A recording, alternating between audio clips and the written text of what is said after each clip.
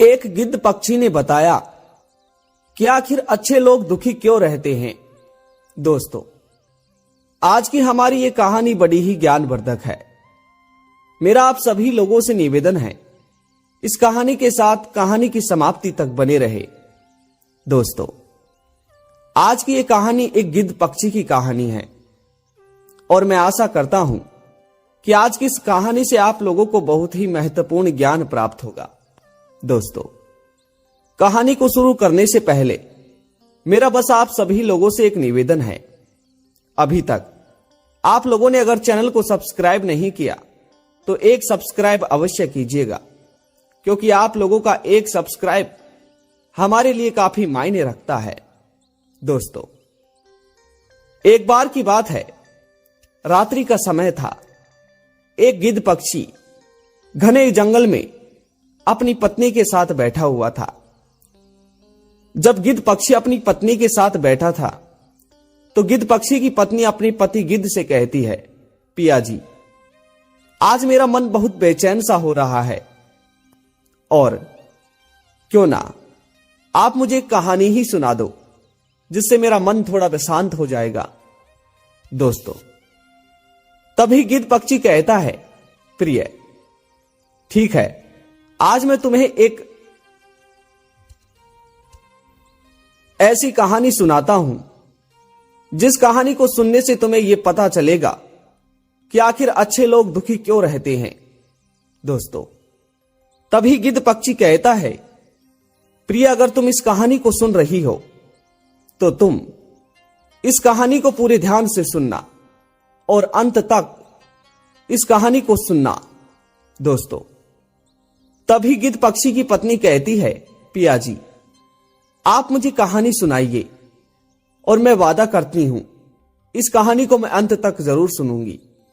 दोस्तों, तभी गिद्ध पक्षी अपनी पत्नी को कहानी सुनाने लगता है और कहता है कि किसी एक गांव में एक सेठ रहा करता था। सेठ के घर में सेठ की पत्नी और उसकी 2 बेटियां थी। सेठ के घर में धन और दौलत की कोई कमी नहीं थी, परंतु बस सेठ के घर में एक कमी अवश्य थी कि उसको कोई पुत्र की प्राप्ति नहीं थी। परंतु सेठ अपनी पुत्र की प्राप्ति की कमी को कमी नहीं समझता था, क्योंकि वह अपनी दोनों बेटियों को ही लक्ष्मी अर्थात पुत्र का स्वरूप ही समझता था। दोस्तों, इस तरह से सेठ अपनी दोनों बेटियों को बहुत लाड प्यार करता था और कभी अपनी पत्नी को भी उदास नहीं करता था। दोस्तों, इस तरह से चलता है। उसके बाद में एक दिन ऐसा आता है जब सेठ की अचानक से तबीयत खराब हो जाती है।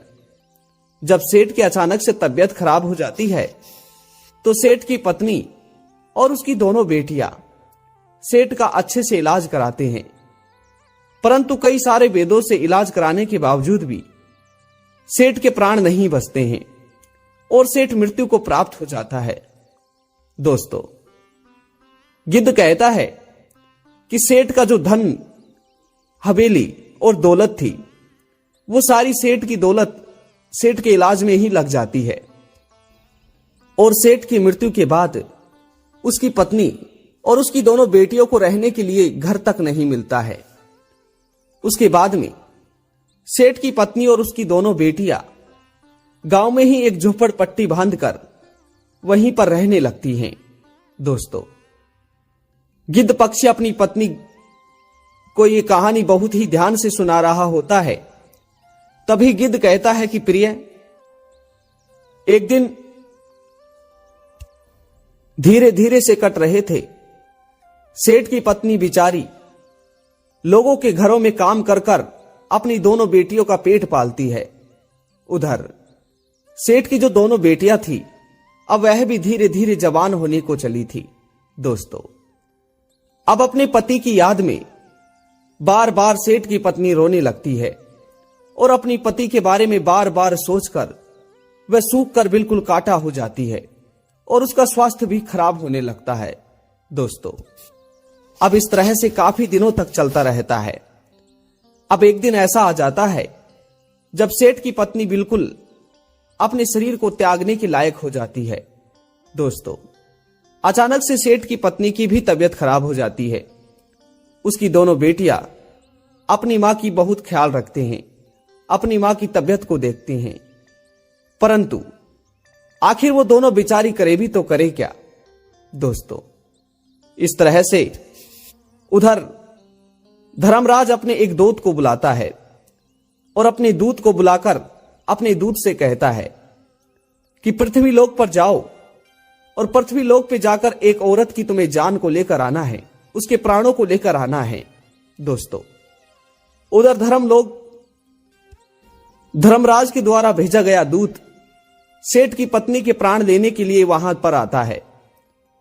जब धर्मराज का दूत सेठ की पत्नी के पास आकर देखता है तो वह देखता है कि सेठ की पत्नी की दोनों बेटियां अपनी मां की छाती पर लिपटी हुई हैं और अपनी मां की छाती पर लिपट कर रो रही हैं।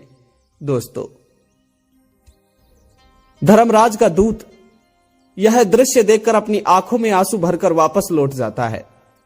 दोस्तों, जब धर्मराज का दूत धर्मराज के पास जाता है तो धर्मराज कहता है कि तुम प्राण लेकर नहीं आए, मैंने तुम्हें जिस काम के लिए भेजा था तुम वह काम कर कर नहीं आए। दोस्तों, तभी धर्मराज का दूत कहता है कि प्रभु, आप बुरा ना माने तो एक बात कहूं, मैं आपके कहने पर लोगों के प्राण तो लेता हूं, परंतु प्रभु, आज मैं जो दृश्य देखकर आ रहा हूं मुझसे वो दृश्य देखा नहीं गया और मेरे हृदय ने पल भर भी मेरा साथ नहीं दिया कि मैं उस बिचारी के प्राण ले सकूं, क्योंकि प्रभु उसकी दोनों बेटियां उसके स्तनों पर लिपटी हुई थी और अपनी मां के बारे में सोच सोच कर रो रही थी। प्रभु, भला मैं कैसे उन दोनों बिचारी बेटियों को ऐसे छोड़कर उनकी मां के प्राण लेकर आ सकता हूं। दोस्तों, अपने दूत की इस बात को सुनकर धर्मराज गुस्सा होते हैं और धर्मराज अपने दूत से कहते हैं कि सुनो, अगर तुम्हें मानव जाति से इतना ही लगाव है तो मैं तुम्हें श्राप देता हूं कि तुम अब अपना जीवन पृथ्वी लोक पर एक साधारण इंसान के रूप में ही काटोगे। दोस्तों, धर्मराज के द्वारा दिए गए श्राप को सुनकर धर्मराज का दूत बहुत डर जाता है। तभी धर्मराज के पैरों में गिरकर कहता है, प्रभु, आपने मुझे यह श्राप तो दे दिया है, परंतु अब मुझे इसका कोई हल भी बताइए, क्योंकि मैं आखिर कितने दिनों तक पृथ्वी लोक पर मानव बनकर रहूंगा। मुझे एक दिन यहां पर आना ही है। प्रभु, आप मुझे अब कोई उपाय भी बता दीजिए। दोस्तों, तभी अपने दूत की बात को सुनकर धर्मराज दूत से कहता है कि सुनो, जब तुम अपनी खुद की मूर्खता पर हंसोगे तो समझ लेना कि उसी दिन तुम्हें पृथ्वी लोक की मानव जाति से छुटकारा मिल जाएगा। अर्थात जब तुम पृथ्वी लोक पर अपनी खुद की मूर्खता पर हंसोगे तो उसी दिन से तुम्हें छुटकारा मिल जाएगा। दोस्तों, अब ऐसा कहकर धर्मराज वहां से अंतर्योग हो जाते हैं। उधर धर्मराज का दूत पृथ्वी लोक पर आकर गिर जाता है।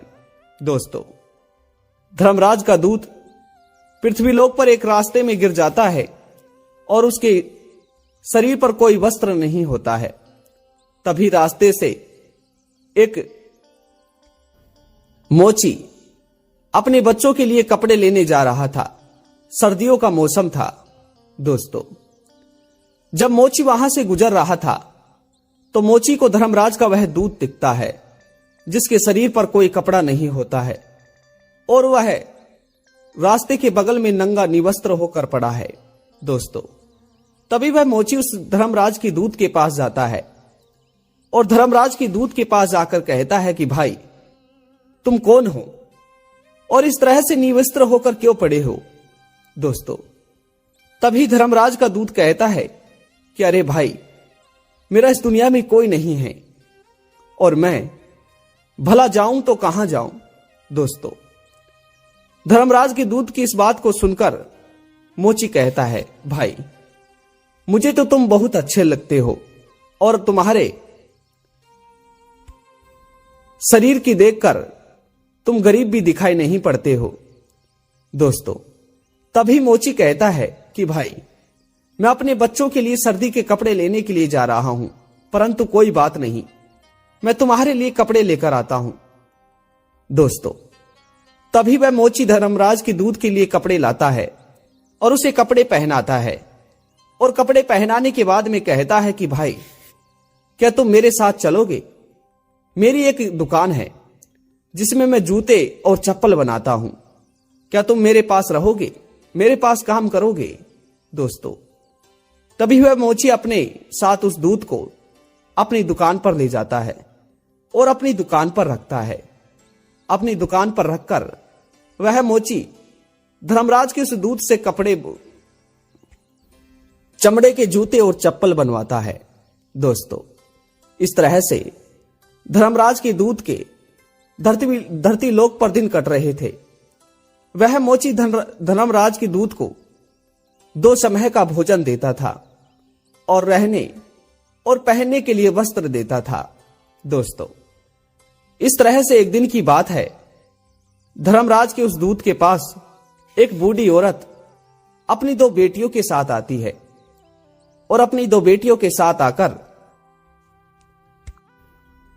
मोची की दुकान पर बैठे उस दूत से कहती है, अरे भैया, ये मेरी दोनों बेटियां हैं और थोड़े ही दिनों में मैं इनकी शादी करने वाली हूं। क्या तुम मेरी इन दोनों बेटियों के लिए अच्छी सी जूते चप्पल बना सकते हो? दोस्तों, तभी धर्मराज का वह दूत उस बुढ़िया की दोनों बेटी की तरफ देखता है। जब धर्मराज उन दोनों बेटियों की तरफ देखता है तो धर्मराज उन दोनों लड़कियों को देखकर समझ जाता है कि ये तो वही हैं जिनकी मां के प्राण लेने के लिए मुझे धर्मराज ने भेजा था। दोस्तों, तभी धर्मराज का वह दूत उस बुढ़िया से पूछता है, मां, आखिर ये दोनों बेटियां आपकी ही हैं? दोस्तों, तभी वह बुढ़िया कहती है, नहीं बेटा, ये दोनों लड़कियां मेरी जेठानी की हैं और मेरी जेठानी और मेरे जेठ जी इन दोनों बेटियों को बचपन में ही छोड़कर चल बसे थे। उसके बाद से ही मैंने इनकी खेमियत रखी है। बेटा, अब इन दोनों लड़कियों का रिश्ता एक बहुत अच्छे घर में हुआ है और उस घर में धन और दौलत की कोई कमी नहीं है। अब कहीं जाकर इन दोनों बच्चियों का भविष्य सुधरेगा। दोस्तों, तभी मोची उन दोनों बेटियों की तरफ देखकर जोर जोर से हंसने लगता है और मोची सोचता है, वह दूत सोचता है कि भगवान जो भी करते हैं अच्छे के लिए ही करते हैं।